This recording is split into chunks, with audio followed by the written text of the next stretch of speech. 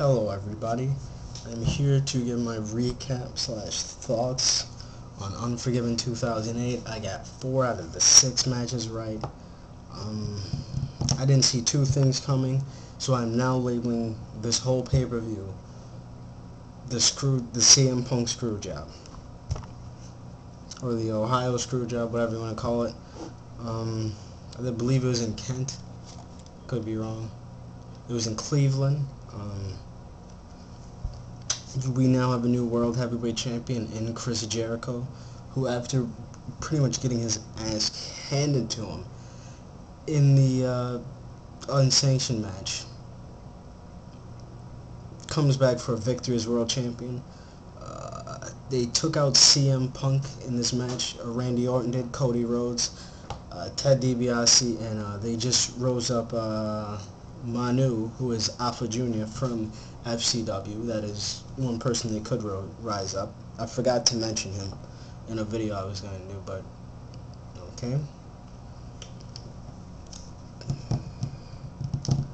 Basically, this one should have been pretty much called that they were going to have to go in a new direction with this, is what they're doing.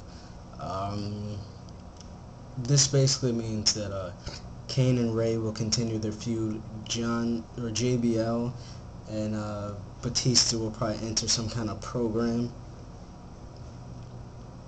and you will have Chris Jericho defending against someone, or it will be JBL of all people, or Batista.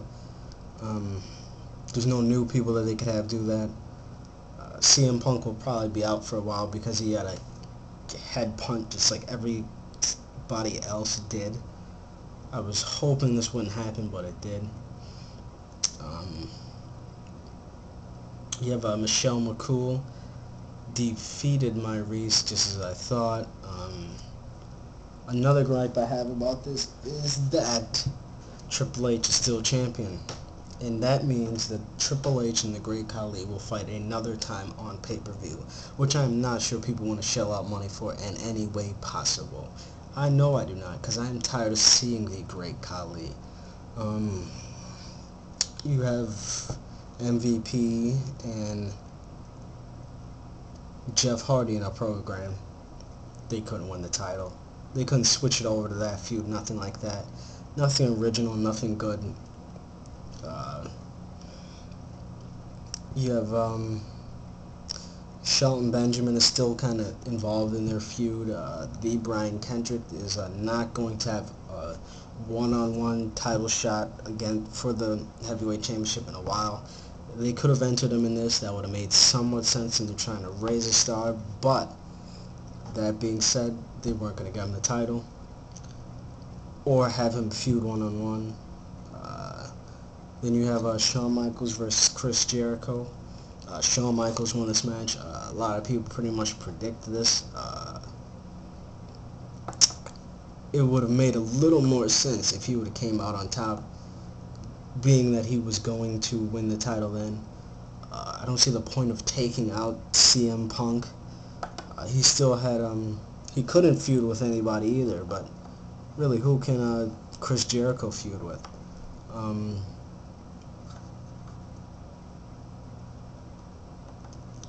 Pretty much when they gave the title to a heel, you don't have that many face competitors on Raw, with John Cena injured, top face competitors. You have one that's in a program. It's basically going to be Chris Jericho versus Batista. That's predicted. That's the only thing they can do.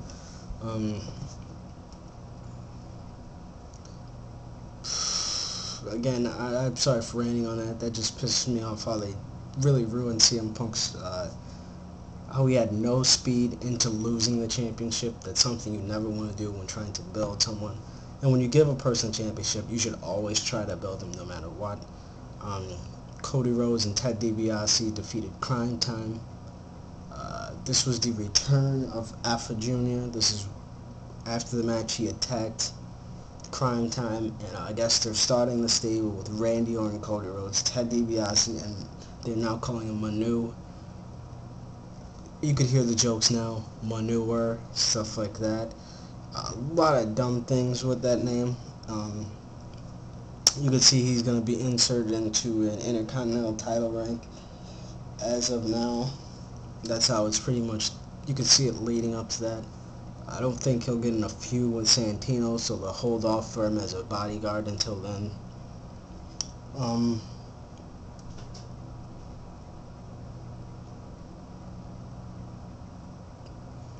I don't have a problem with this, because I pretty much predicted that would happen.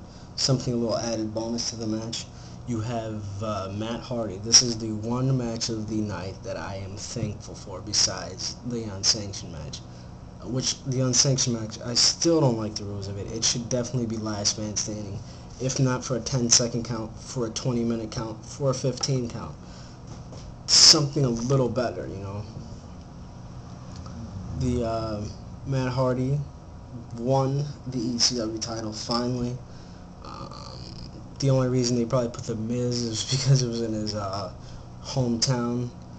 Mark Henry is the champion, Finlay is the veteran, and Chavo was a former champion. You basically know Miz and Chavo weren't going to get it, or Finlay, because they've been screwing Finlay around for a while. And that's the person I think should get another title shot or something. There's a lot of things that made me mad about this pay-per-view. But I'll go into a little detail about one concept that I've grown to like, is the championship scramble. A lot of people have problems with it, but there's a lot that they can actually do with it that'll make the match grow. In this case, I'm not sure because I did not watch the pay-per-view. I read the live blog on their website. You know, I actually like this because it can actually develop stars in a way.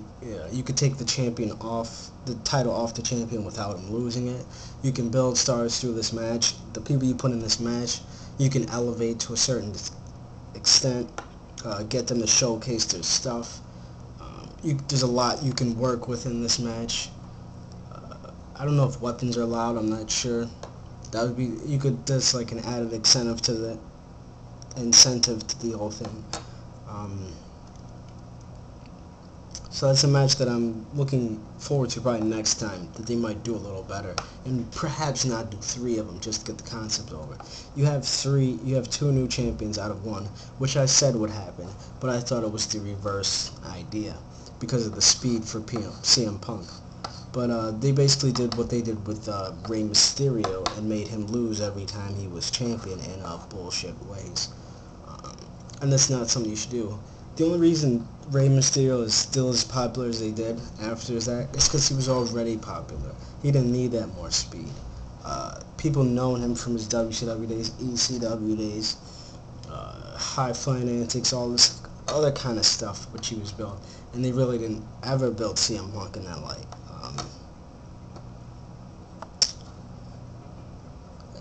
And that's my thoughts on that. Bye.